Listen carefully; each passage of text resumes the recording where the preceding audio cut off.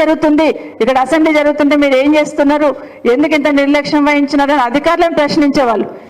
కానీ ఈరోజు ఆ స్పందనే లేదు. అసలు ఈ ప్రభుత్వము మొద్దు నిద్రపోతుందనాలా లేకపోతే చీమైన కుట్టినట్లేదనాలనేది అర్థం కావట్లేదు. ఎంతసేపు కేసీఆర్ గారిని తిట్టడం, గత ప్రభుత్వం తిట్టడమే కాదు, ఈరోజు మీరు అధికారంలో ఉన్నారు కదా, ప్రజలకు భద్రత భరోసా ఏ విధంగా కల్పించాలని ఆలోచన చేయకుండా మాట్లాడితే చాలు టార్గెట్ చేస్తామనే లెవెల్లో ఒక రకమైన శాడిజంతో పనిచేస్తున్నారు. ఇక శాడిస్ట్ అనాల్సి వస్తుంది, అది మర్చిపోండి. ఎందుకంటే మాట్లాడితే చాలు మిమ్మల్ని ఏదో ఒక రకంగా మేము డిమారలైజ్ చేస్తామనే ప్రయత్నం ఈరోజు రాష్ట్రంలో జరుగుతుంది. ప్రజలు చూస్తూ ఉన్నారు. మొన్న ఏం చేస్తాం, మేము జస్ట్ మాట్లాడాం, మహిళలకు సపోర్ట్గా మాట్లాడినాం, రాష్ట్రంలో జరుగుతున్న విషయాలను మీ దృష్టికి తీసుకొచ్చే ప్రయత్నం చేసినాం. అధికారులు తీసుకురారేమో, కనీసం మేమైనా చెప్పాలి అనే ప్రయత్నం చేస్తున్నాం. హైదరాబాద్లో ఒక్క రేప్ కేసు జరుగుతూనే హంగామా అయిపోయేది గతంలో. కానీ ఇప్పుడు ఏం జరుగుతుంది, ఈ మూల కోట అంటారు, ఆ మూల కోట అంటారు, సాయంత్రం వచ్చేసరికి లెక్క పెట్టుకోవాల్సి వస్తుంది, 1 2 3 4 అని. తలంచుకోవాల్సిన అవసరం లేదా? హైదరాబాద్ సిటీకి ఉన్న గౌరవం ఈరోజు తగ్గట్లేదా? హైదరాబాద్కు ఉన్న ఇమేజ్ ఈరోజు పోవట్లేదా?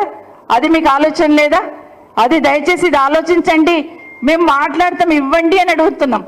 ఒక్కసారి మాకు మాట్లాడే అవకాశం ఇవ్వండి అని ఎంత చేసినా కూడా కనీసం 4 గంటలు నిల్చున్నాం కదా, కనీసం మనసు మారుతుందేమో వీళ్ళకి. అయ్యో అక్కలు ఇంత నిల్చున్నారు, ఆడబిడ్డలు నిల్చున్నారు, మా ఇంట్లో ఆడబిడ్డలైనా గంతే కదా, ఒక్కసారి మాట్లాడతారేమో అని ఆలోచన కూడా. నా స్పీకర్ గారు మా సైడ్ చూడరు, నా ముఖ్యమంత్రి గారు అలా చూస్తూ ఉంటారు, ఎంజాయ్ చేసుకుంటూ. మరి ఏంటో మరి అర్థం కాలేదు. అందరు కూడా అక్కడ ఉన్న వాళ్ళందరూ నిజంగా నేను 119 మందిలో 9 మందిని లేడీస్ కదా, 6 మంది కూర్చున్నారు కదా, 3 నిల్చున్నాం కదా. మీరందరూ కూడా అక్కడున్న గౌరవ శాసనసభ్యులు ఒక్కసారైనా ఆలోచించారా? ఈరోజు మా శాసన సభకు సంబంధించిన మా మంత్రి గారు చాలా విషయాలలో హౌస్ బాగా నడవాలంటే అందరినీ రిక్వెస్ట్ చేస్తుంటారు, కూర్చోండి కోఆపరేట్ చేయండి, కూర్చోండి కోఆపరేట్ చేయండి అని. ఈరోజు ఒక్కసారి మీరు లేవలేదండి. శ్రీధర్ బాబు గారు ఆడబిడ్డలు నిల్చున్నారు కదా, కూర్చోండి మీరు అని ఒక్కసారి కూడా మమ్మల్ని అడగలేదు. ఎప్పటికైనా మైక్ ఇస్తారేమో, మనసు మారుతుందేమో అని ఆలోచించాను, కానీ లేదు. కానీ ఏమైపోయింది, అక్కడికి వచ్చిన తర్వాత కూడా నిజంగానే ఈరోజు ఎస్సీ వర్గీకరణ గురించి మాట్లాడారు. అంబేద్కర్ గారు ఏం చెప్పారు? దళిత సోదరులు ఏ విధంగా అయితే ఈ సమాజంలో రిజర్వేషన్ కావాలని కోరుకుంటున్నామో, అన్నిట్ల వాళ్ళకి అన్ని రిజర్వేషన్ ఉండాలని కోరుకుంటామో, అట్లాగే మహిళలు కూడా అదే కేటగిరీ అని చెప్పారు. మరి ఎక్కడండి ఈరోజు పెద్ద ఉపోద్ఘాతం ఇచ్చున్నారు ఈరోజు మరి మాట్లాడుతూ. కానీ ఏం మాట్లాడుతూ అక్కడ ఏం కనిపించింది మీకు సీను? అది మాత్రం ఆలోచించే స్థితిలో లేరు. ఇప్పటికైనా మహిళలందరూ, రాష్ట్రంలో ఉన్న మహిళలందరూ ఇది గమనిస్తూ ఉన్నారు. ఊరికనే 1 కోటి మంది మహిళలను కోటీశ్వరులను చేస్తాం మాటలు కాదండి. 1 కోటి మంది మహిళలను కోటీశ్వరులు చేస్తామంటే ఆ మాటకే సంతోషపడతారు అనుకుంటున్నట్టున్నారు.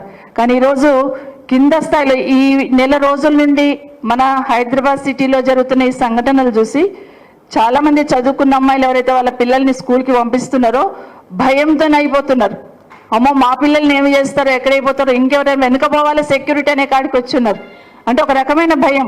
రోజుకు 4 3 ఇలా చెప్తూ పోతా ఉంటే అమ్మో మా పిల్లల పరిస్థితి ఏమవుతుందనే భయం సామాన్య జనాల మధ్యలో కలుగుతున్న విషయాన్ని దయచేసి గమనించమని కోరుతా ఉన్నాను.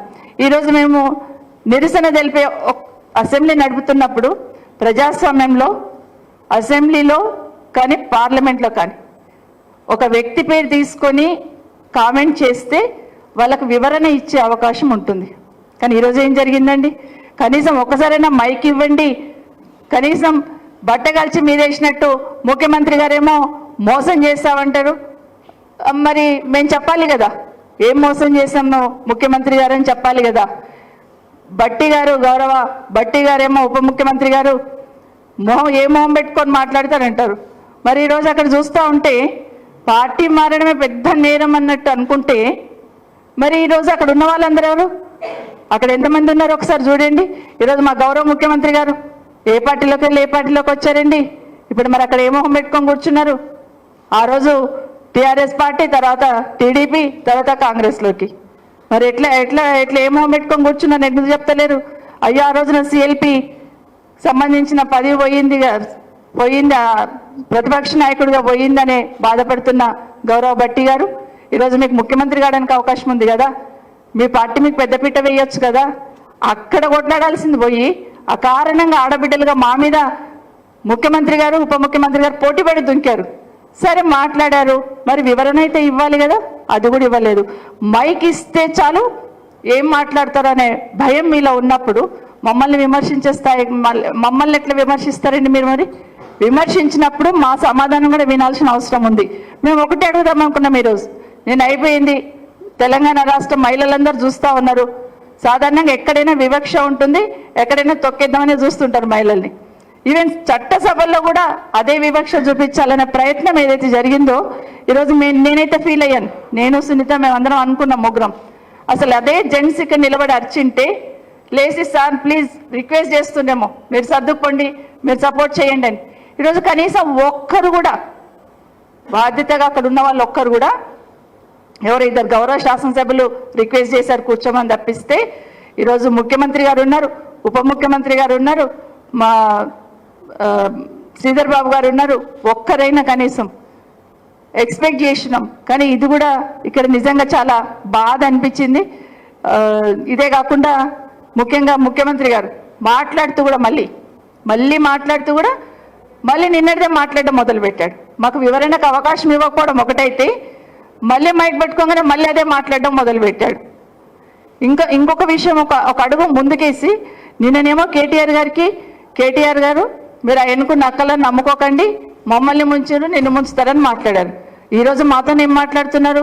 అక్క మీరు వాళ్ళని నమ్ముకోకండి, వాళ్ళు మిమ్మల్ని కూడా ముంచుతారు, వాళ్ళ చెల్లెల్ని పంపించున్నాడు. అసలు హాల్లో లేని కవిత గారి గురించి మాట్లాడడం ఏమైనా సంస్కారమా? ఒక ఆడబిడ్డ ఎవరైనా కానివ్వండి, శత్రు కూతురు ఉంటే కూడా ఆడబిడ్డ ఎక్కడన్నా కష్టపడుతుంటే పక్క నుండి మనం బాధపడుతూ ఉంటాం. అయ్యో ఆయన బాధపడితే బాధపడను కానీ ఆ పిల్ల ఏం చేసింది అని బాధపడుతుంటాం. అట్లాంటిది సింపతి లేకపోగా కవిత గారి పేరు కూడా అక్కడ తీసుకున్నారు. నిజంగా తీవ్రంగా ఖండిస్తూ ఉన్నాను. ఎందుకంటే మానవత్వం లేని మాటలు మాట్లాడి అనిపించింది. ఎవరికైనా ఏ తల్లిదండ్రులకైనా బిడ్డ ఎంత బాధ అనిపిస్తుంది అనేది తెలుసు. అలాంటిది ఈరోజు అకారణంగా కవిత గారి పేరు తీసుకొని మాట్లాడడం మొదలుపెట్టాడు. ఏం చెప్తాడు? కేటీఆర్ గారిని మీరు నమ్ముకుంటే మిమ్మల్ని అవతల వాళ్ళ చెల్లెల్ని కాపాడుకోలేడు, మిమ్మల్ని ఏం చేస్తాడు అక్క, మీరు ఇక్కడ ఉంటే నయన్కున్నలని ఇద్దరిని ముందు సీట్లో కూర్చునబెట్టినాం, మీరు కూడా నమ్ముకోకండి అని ఇండైరెక్ట్గా మాట్లాడుతూ ఉంటే ద్వంద్వ నీతితోని ఎక్కడ అవకాశం వస్తే అక్కడ ట్విస్ట్ చేసి మాట్లాడాలని అయితే ప్రయత్నం చేస్తున్న ముఖ్యమంత్రి గారు ఆ ముఖ్యమంత్రి పదవికి ఆ హోదాకి తగదు అని ఇక్కడ నుండి మీకు తెలియజేస్తా ఉన్నాను. ఎందుకంటే దానికి ఆ పదవికి ఒక గౌరవం ఉంటుంది. ఆ గౌరవాన్ని నిలబెట్టే ప్రయత్నం చేయండి, కానీ ఎక్కడ పడితే అక్కడ దాన్ని మలిపి మాట్లాడే ప్రయత్నం అయితే చేయొద్దు. ఈరోజు మాకు సపోర్ట్గా వచ్చిన మా గౌరవ శాసనసభ్యులందరినీ కూడా ఒక్కసారి మైక్ ఇవ్వండి, ఆడబిడ్డల గొంతు వినండి అని అడుగుతున్న మా గౌరవ శాసనసభ్యులందరినీ కూడా అరెస్ట్ చేసి మార్షల్స్ని పెట్టి తీసుకొని ఈరోజు మన పార్టీ ఆఫీస్లో వదిలిపెట్టిన విషయం ఏదైతే ఉందో నిజంగా చాలా చాలా బాధాకరం. ఎందుకంటే తెలంగాణ మూవ్మెంట్ ఉన్నప్పటి నుండి చూస్తూ ఉన్నాం. నన్ను ముఖ్యమంత్రి గారు రేవంత్ రెడ్డి గారు నేను ఒక మాట అన్నారు, నన్ను కానీ సునీతను కానీ, అక్కల్ని నమ్ముకుంటే జూబ్లీ బస్ స్టాండ్ అవుతుంది అన్నాడు. మరి ఈరోజు రాహుల్ గాంధీ గారు మిమ్మల్ని నమ్ముకున్నారు అంటే రాహుల్ గాంధీ గారు బతుకును సికింద్రాబాద్ రైల్వే స్టేషన్ చేస్తారా? మీరు నమ్ముకున్న లీడర్లకు అదే చూపిస్తామా మనం? దయచేసి మాట్లాడుతున్నప్పుడు మరొక్కసారి చెప్తున్నాను, మీరు మాట్లాడి చాలా గొప్పగా మాట్లాడామని అనుకుంటున్నారేమో. సబితక్కని అన్నాను కదా, సునీతక్కని అన్నాను కదా అని మాట్లాడుతున్నారేమో. ముఖ్యంగా మీ ముగ్గురం కూడా కొత్త సభ్యులము, మహిళా సభ్యులము.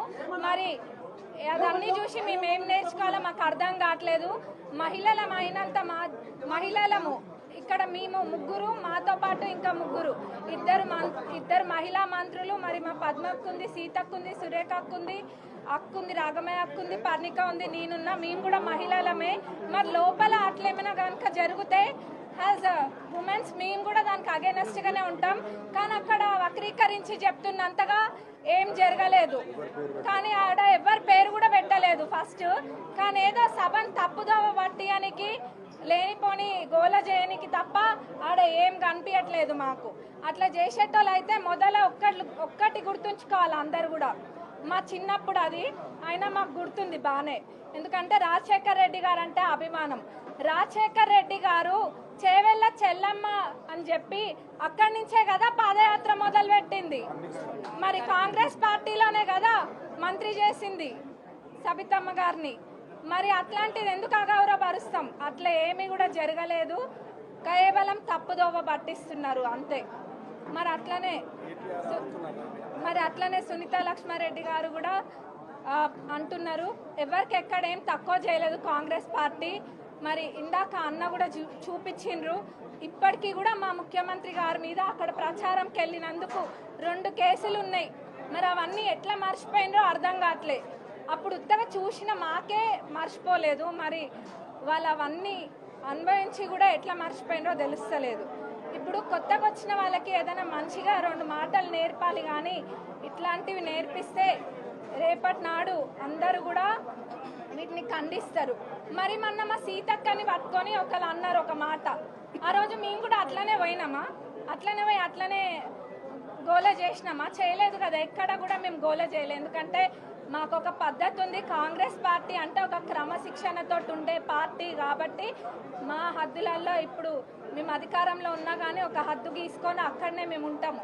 మొన్న మా సీతక్కని అన్నప్పుడు మేము కూడా చేయొచ్చు కదా, మనం చేసినామా అన్న? చేయలేదు.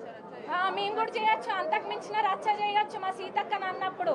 మరి గత 10 సంవత్సరాలు కూడా ఏం చేసిండ్రు ఎవరు చూడలేదా? అందరు చూసిండ్రు, అందరికి అన్నీ తెలుసు. గత 10 సంవత్సరాలు వీళ్ళది